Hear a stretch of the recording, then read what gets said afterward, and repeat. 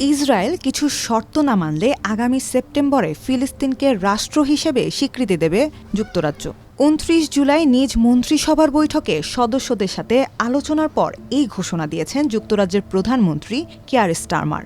বৈঠকে গাজায় মানবিক সহায়তা বাড়ানোর উপায় ও একটি নতুন শান্তি পরিকল্পনা নিয়েও আলোচনা হয়। ব্রিটিশ সংবাদ মাধ্যম বিবিসি এই তথ্য নিশ্চিত করেছে।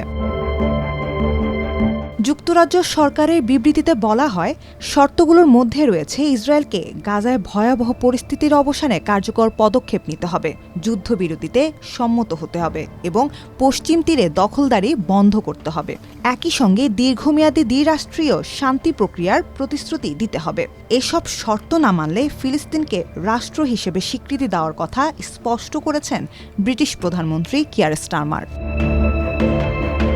বিবৃতিতে আরও বলা হয়, স্টারমার হামাসের সঙ্গে ইসরায়েলের তুলনা প্রত্যাখ্যান করেছেন। হামাসকে উদ্দেশ্য করে স্টারমার বলেন, হামাসের প্রতি আমাদের দাবিগুলোয় কোনো পরিবর্তন আসেনি। হামাসকে অবশ্যই সব জিম্মিকে মুক্তি দিতে হবে, যুদ্ধবিরতিতে রাজি হতে হবে, এটা মেনে নিতে হবে যে গাজার প্রশাসনে তাদের কোনো ভূমিকা থাকবে না এবং অস্ত্র পরিত্যাগ করতে হবে।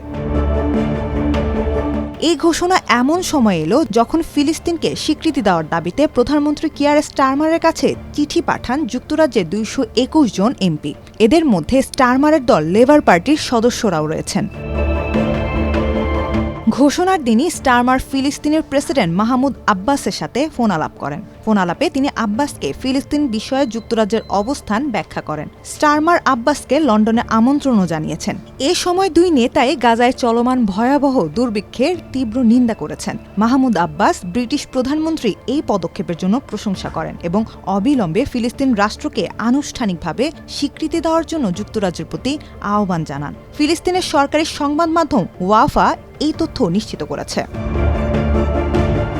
এছাড়া যুক্তরাজ্যের এমন ঘোষণার কয়েক ঘণ্টা পর দক্ষিণ ইউরোপের দেশ মাল্টার প্রধানমন্ত্রী রবার্ট আবেলা আগামী সেপ্টেম্বরে জাতিসংঘের সাধারণ পরিষদের অধিবেশনের সময় ফিলিস্তিনকে রাষ্ট্র হিসেবে স্বীকৃতি দেওয়ার ঘোষণা দিয়েছেন।